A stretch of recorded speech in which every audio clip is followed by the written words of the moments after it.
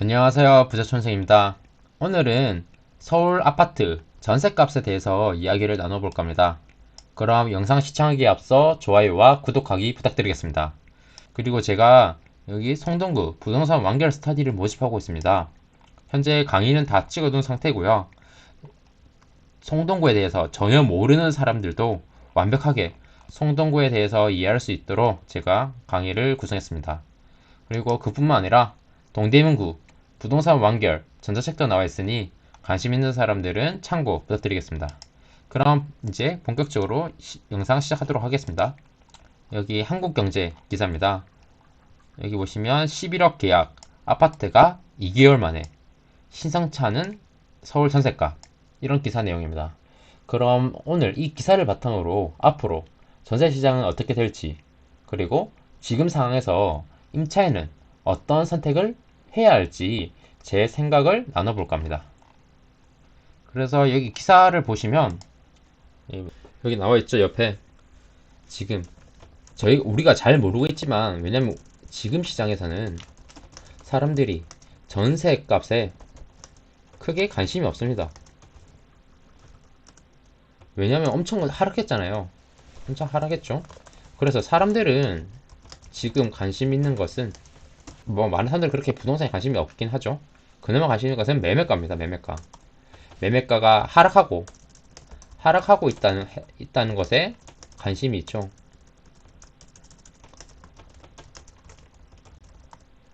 반면 전세나 월세, 여기에 대해서는 크게 관심이 없습니다. 하지만 지금부터는 다릅니다.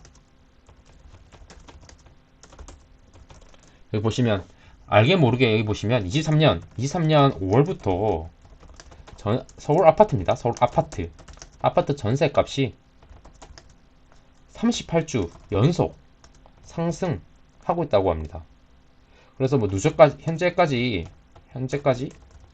누적으로 4.15% 상승했다고 하는데요. 반면 같은 기간 동안 서울 매매가는 1.55% 상승에 그쳤다고 합니다.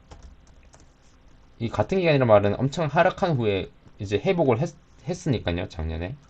그리고 수도권 전세 값은 23년 여기 6월부터 다시 상승이 지속되고 있다는 것이죠. 다시 말하지만 23년 5월부터 전세가가 오르고 있었지만 많은 사람들이 관심을 가지지 않았습니다. 아까 말했다시피 큰 하락이 있었죠. 하락이 있은 후 조금씩 큰 하락에 비해서 상대적으로 적은 상승이 있었기 때문이겠죠. 다시 말하지만 더 이상 이 전셋값 상승을 묵인할 수 없습니다. 지금부터는 더더욱 문제가 되겠죠. 특히 서울 수도권과 같이 공급이 부족한 곳에서는 더욱 전셋값이 문제가 생길 수밖에 없습니다. 이 말은 즉슨 공급이 많은 지방은 조금 다르다는 거겠죠. 다르다, 이렇게 말씀드리고 싶고요. 그래서 지금 그러면 왜 매매가가 하락하는 상황에서 전세값이 지금까지 상대적으로 덜 올랐을까요? 전세 수요가 없었기 때문이겠죠. 수요가 적었다. 그럼 이 수요는 다 어디 갔을까요? 매매도 하지 않았으니까 매매가가 하락했죠. 그럼 당연히 월세로 간 것입니다. 월세로 갔습니다. 이 전세의 월세화, 이 현상이 뭐 23년 동안 계속 이어져 왔었는데요.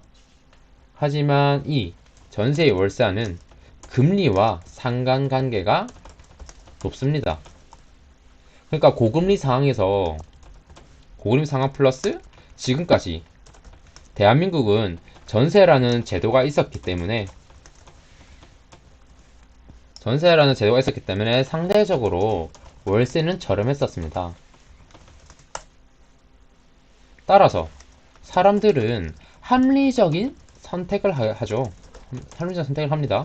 그럼 당연히 자기가 고금리고 전세 대출도 받아야 되잖아요.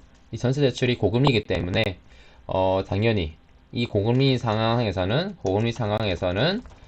전세보다는 월세를 선택하는 것이 더 합리적이었고 수요가 월세로 간 것이죠.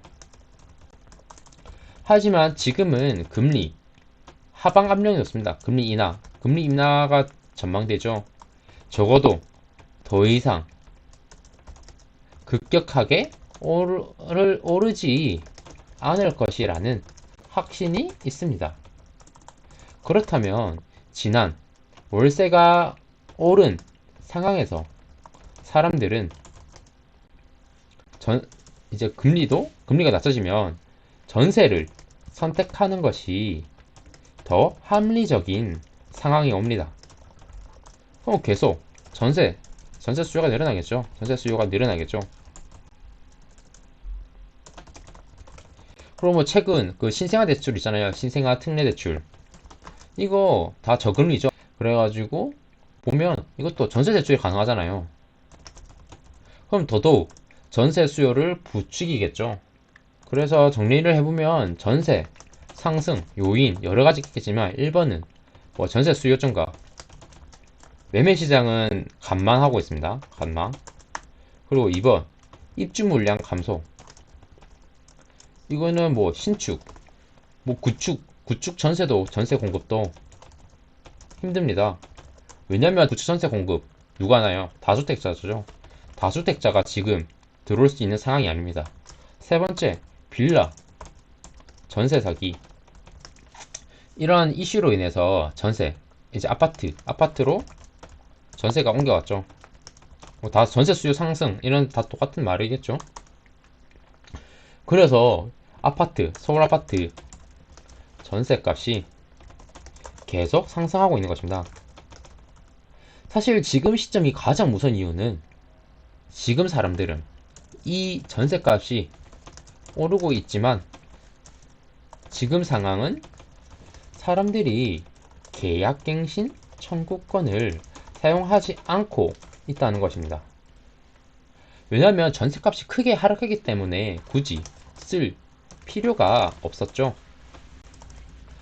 뭐 동일한 뭐 기존 전세 금액으로 상급지 전세로 살 수 있었거나 아니면 보다 넓은 평수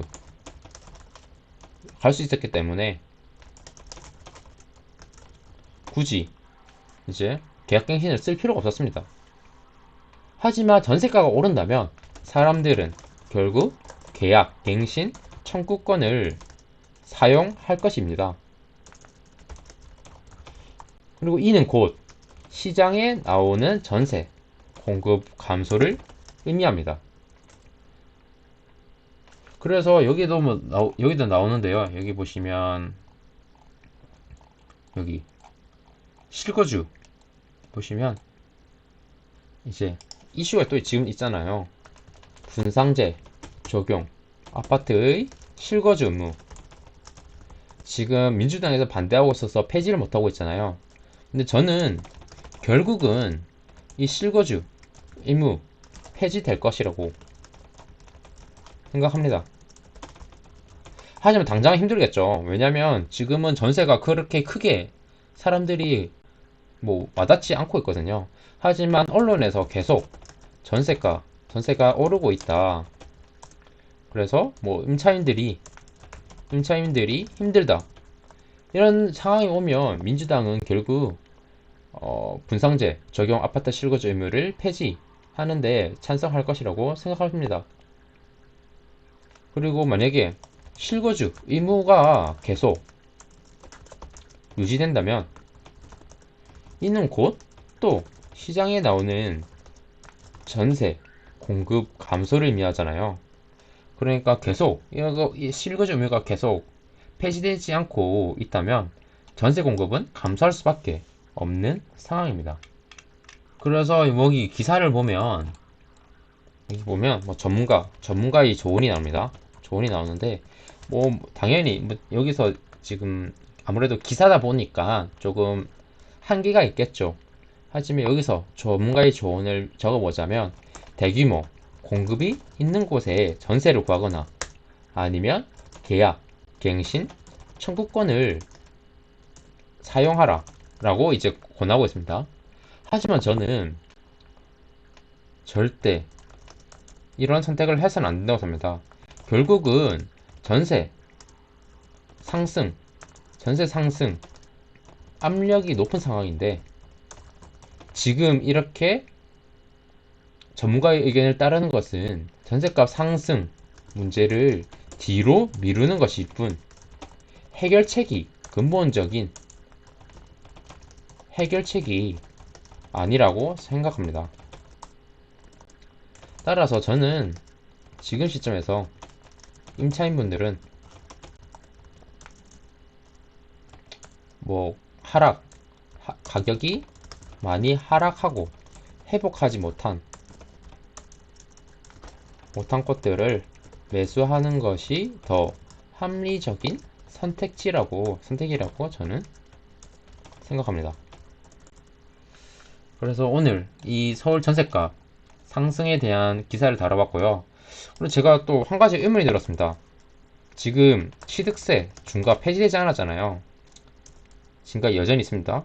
그리고 만약에 매매가가 회복이 안 하고 그러니까 보합 또는 뭐 하락이라고 치죠.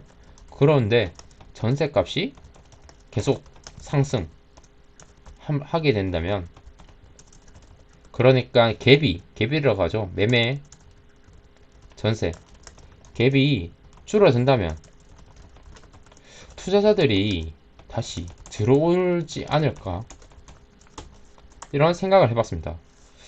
왜냐면 어차피 투자자들은 돈을 버는 것이 목적이죠. 우리는 지난 기간 동안 많은 경험을 했었습니다. 그래서 취득세 중과 굳이 폐지되지 않더라도 저는 투자자가 계속 이렇게 매매가는 회복하지 못하고 있는 상황에서 전세값이 계속 오른다면 충분히 유입될 수 있을 것이라고 저는 생각합니다. 그래서 오늘 영상은 여기까지고요. 다음에 조금 더 도움되는 영상으로 찾아뵙도록 하겠습니다. 영상 시청해주셔서 감사합니다. 감사합니다.